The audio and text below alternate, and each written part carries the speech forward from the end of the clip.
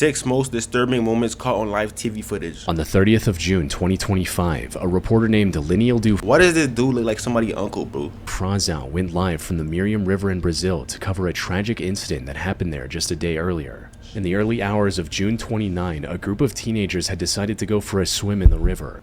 Go for a swim in the river? You're talking about this river right here? Where are those teenagers' parents? Look at the state of the water, bro. Who's going for a swim in this water? They underestimated its depth, resulting in the disappearance of 13-year-old Raíssa Fernandes. Seconds after entering the water, her friends watched her dip beneath the surface, and that was the last time anyone saw her alive. Divers looked for her underwater, while rescuers scoured the riverbank, hoping she might have washed ashore somewhere. Ooh. But even after hours of searching... Bro, look at the water. Look at the quality of the water, bro. Who's going for a dive in this water? I understand if she went out fishing and maybe like a crocodile crawled inside the boat and maybe killed him, but like going for a swim in this water, that's kind of like, come on, what are we doing? Raíssa was nowhere to be found. Liniel Du intended to use this broadcast as an opportunity to educate viewers on the dangers of river currents and general river safety. Not knowing. Bro, don't tell me this nigga finna go out the same way. Don't tell me this nigga finna go out the same way. What are we doing? This nigga's a real life Netflix movie actor, bro. This nigga the type of nigga to go check where the sound's coming from. That he was about to solve the mystery of Raíssa's disappearance on live TV.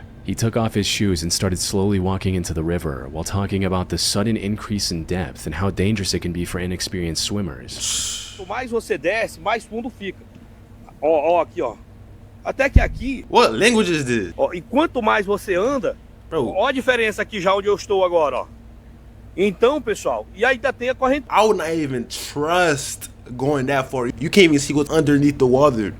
Aqui já, olha, ó, um passinho pra frente, a água já tá praticamente me cobrindo. Imagine something just grabs them and just pulls them underneath the water, bro. Bro, I wonder what the cameraman would do. O risco aqui é muito grande, é muito grande. However, nothing could have prepared him for what he was about to encounter just seconds later.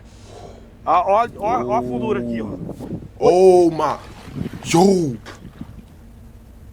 did that shit just pull him? This nigga Why are we not getting out the water, bro? What are we doing? Why are we not getting out the water? Bro, this dude got no brain cells. Is the news really paying you that much? Aqui no fundo da água. And he's not getting out? Não, era mole. No, it was soft. And he's not getting out? Tá que não é ela não. While trying to demonstrate the river's deceptive drop-off, Liniel Du accidentally stepped on something lying on the riverbed. It was too soft and organic feeling to be a rock or a submerged log, which caught him off guard. The murky water made it impossible to see beneath the surface. But Liniel Du was starting to realize what it could be, leaving him too disturbed to go back and investigate further. He got out of the water and contacted authorities immediately. And it wasn't long before divers recovered the remains of Raíssa from that exact spot. Later autopsy report confirmed that there was no foul play involved. What happened to her was nothing more than a tragic accident. That's an odd way to solve a mystery. But what the fuck was the detective doing if a news reporter found it that easy? On September 25, 2025, the CBS 6 station in Albany, New York... September 25, 6 months ago? This shit's fresh. On September 25, 2025, the CBS 6 station in Albany, New York received a strange email with a 2-page document.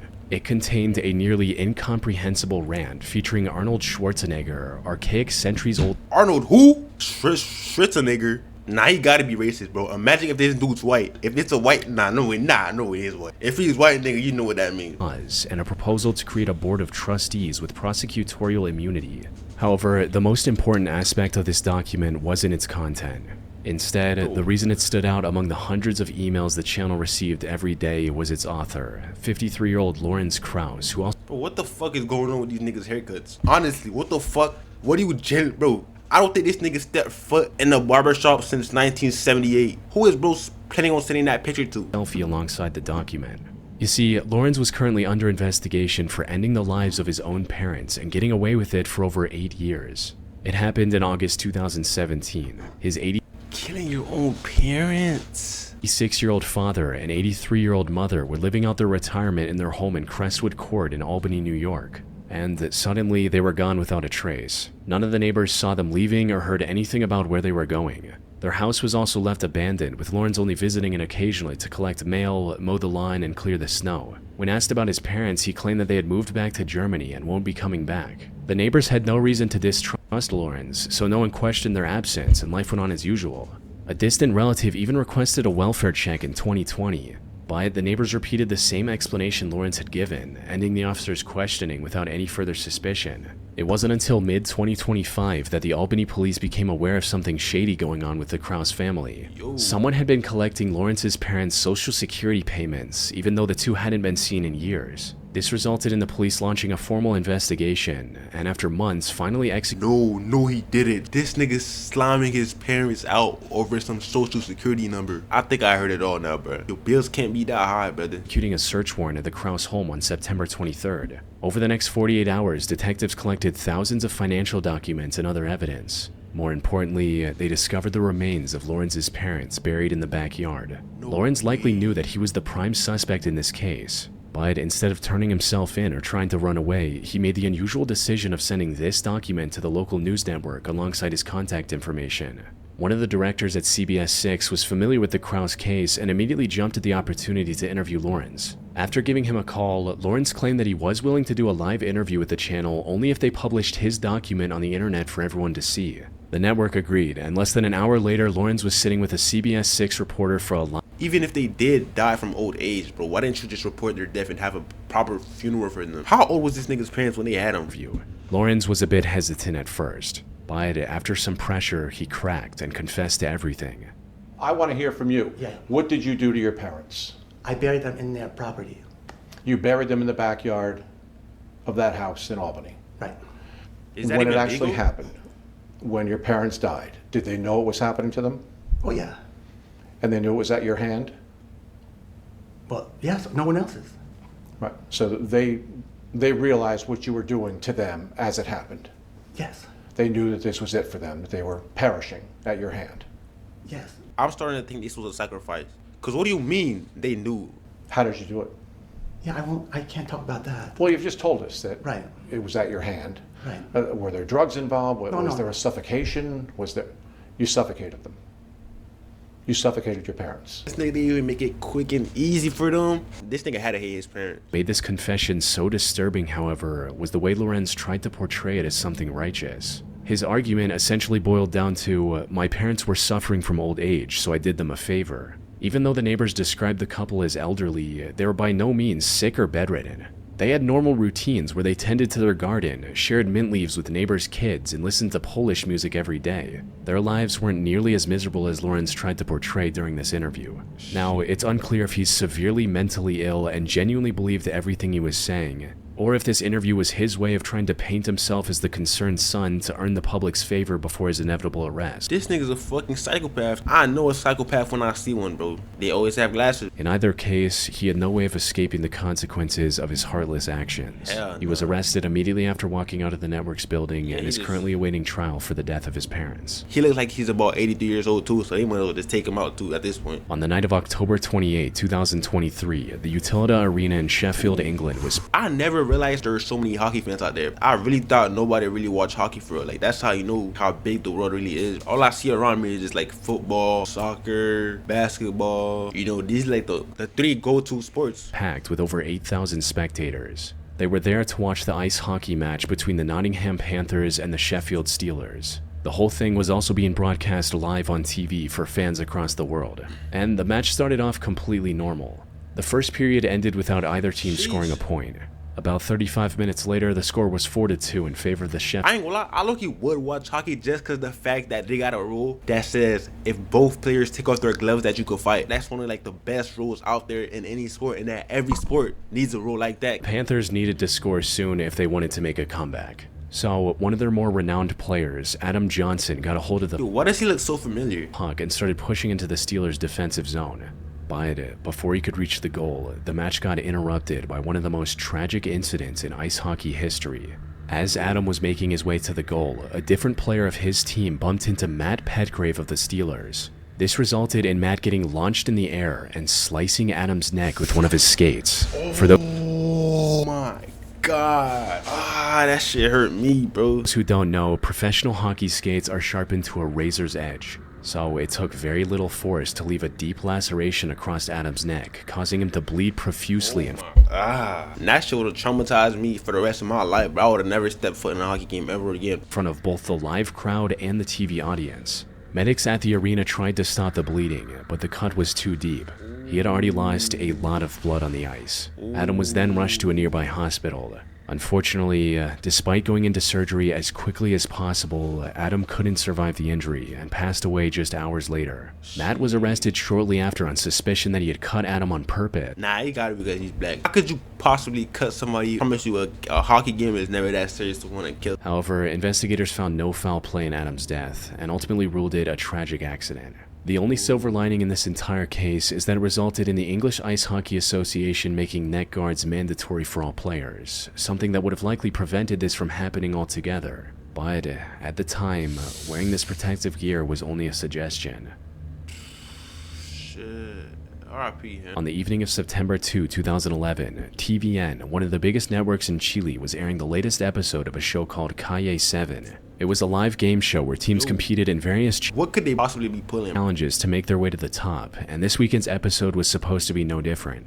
But things took a disturbing turn about halfway through the episode when the show's host interrupted the competitors seemingly out of nowhere and told them to stop. Quiero que paren la competencia. Quiero que paren la competencia, por favor. Nos acaba de llegar una información muy difícil de entregar. No habíamos querido decir nada antes de chequear bien lo que estaba sucediendo porque compromete a personajes del canal, a personas muy queridas, a un equipo del canal, entre ellos Felipe Camiroaga y Bruce, Roberto Bruce, que también estaba en aquel vuelo a la isla de Juan Fernández, según tengo entendido. Esa información que nos está llegando en este momento. El Ministerio de Defensa informó esta tarde el presidente de la República que un equipo de TVN iba al borde de una nave de la Fuerza Aérea de Chile que capotó en el archipiélago de Juan Fernández. However, the reason for this interruption had nothing to do with the show itself. The host was talking about the C-212 Chilean Air Force plane that departed from the Arturo Merino Benitez International Airport earlier that day at around 2 p.m. It was headed for the Robinson Crusoe Airport, located hundreds of miles off the coast of Chile. Aboard was a full TV crew from the network, including the two renowned presenters, Felipe Camiroaga and Roberto Bruce. They were visiting Robinson Crusoe Island to report on the reconstruction after the 2010 earthquake. The flight started without a hitch. Unfortunately, as they were approaching the runway, the wind became extremely strong, making it impossible to land. The pilot tried to land a couple of times, circling in the air after each attempt. However, on the third attempt, witnesses saw the plane lose altitude much faster than expected and crash into the ocean just a mile from the island. By the time rescuers reached the crash site, it was already too late. All 21 people aboard the C-212 plane had passed away. But while investigators initially believed that all of those deaths were due to the impact of the crash, the reality turned out to be far darker. As they were searching the wreckage, they found footage that one of the cameramen took of the interior shortly before the crash. The footage showed the passengers strapped into their seats, completely unaware of their fate. But the more haunting discovery happened when investigators found an SD card inside an empty water bottle floating near the crash site. This card contained hundreds of images. However, analysis of these images showed that 2 of them were taken after the crash, including one of the plane's windows covered in water. These images put the crash into a whole new perspective. They showed that several passengers, including the cameraman who took these photos and preserved the SD card in the bottle, likely survived the initial crash. Sadly, they were trapped inside a rapidly sinking plane with no way out, forced to watch their aircraft fill up with water until there was no air left to breathe. Shit. Yeah, that's crazy. Niagara Falls is widely regarded as one of the world's most breathtaking natural wonders.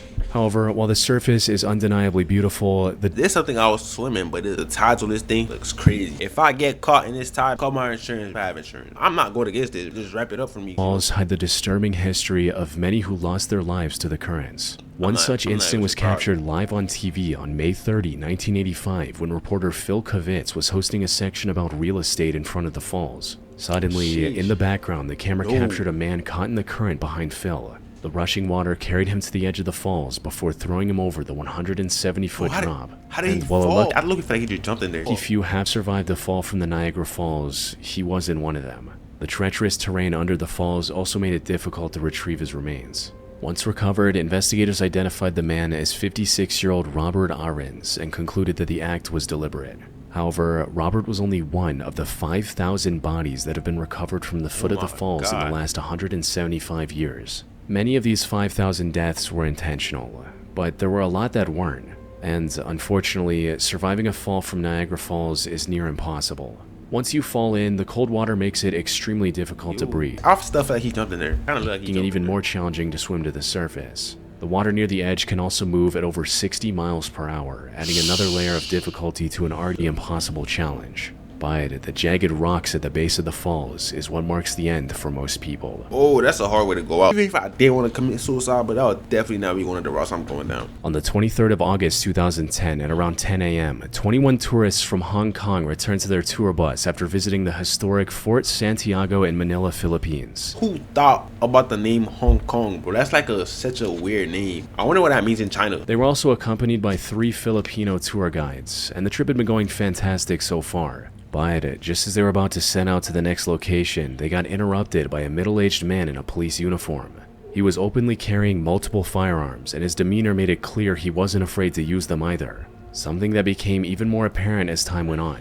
For now, things started off fairly calm, with him asking the driver for a ride to the next station.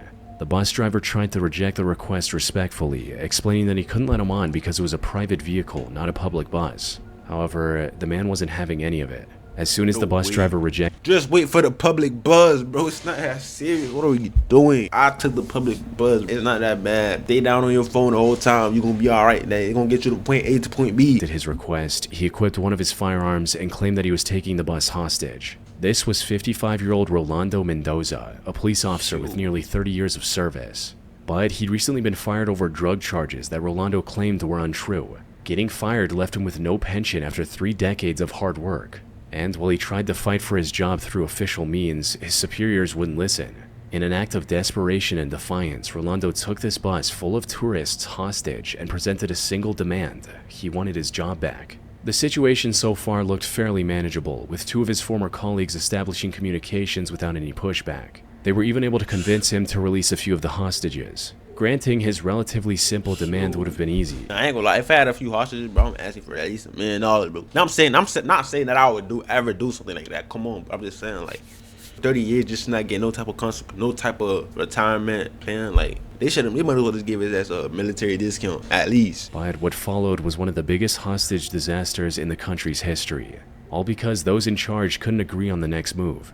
Things started going downhill when Rolando's brother tried to approach the bus and was immediately detained by the officers. This made the already furious Rolando even angrier and more unstable. The situation only got worse once the media got involved. Nearly every news channel in the country started broadcasting the situation live. They talked about everything, including the plans officials were making. Yo, how long were they in the bus for? Because I know there's no way they got food in there, right? Outside. What they didn't know, however, was that the bus had a working TV and Rolando was watching and listening in on everything. This could have helped him formulate a plan and get what he wanted without hurting anyone.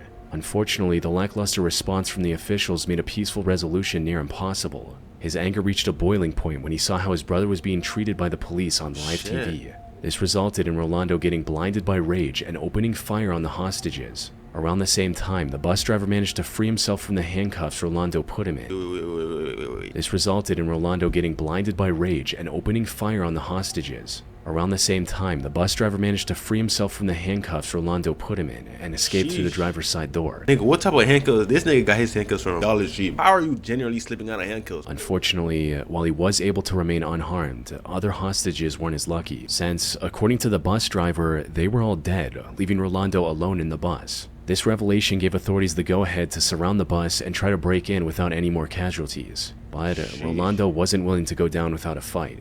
As soon as they tried to enter through the emergency exit, Rolando opened fire, hitting one officer on his bulletproof helmet and barely missing the others. So the officers thought of a different strategy. They flooded the back of the bus with tear gas, forcing him to the front, right into the crosshairs of a sniper, finally ending the hostage crisis. It wasn't until after his death that police realized the bus driver had misunderstood the situation and that 9 of the hostages were still alive. The massive loss of innocent lives broadcast live for the world to see, coupled with officials making wrong decisions at every turn, drew intense global scrutiny, marking this as one of the worst and most tragic incidents in Filipino history. I wonder how long they were in there for. Days? It had to be days. Yeah, all those news coming in, yeah, they had to be days. I would have been pissed off if somebody had me locked in a bus for days, bro.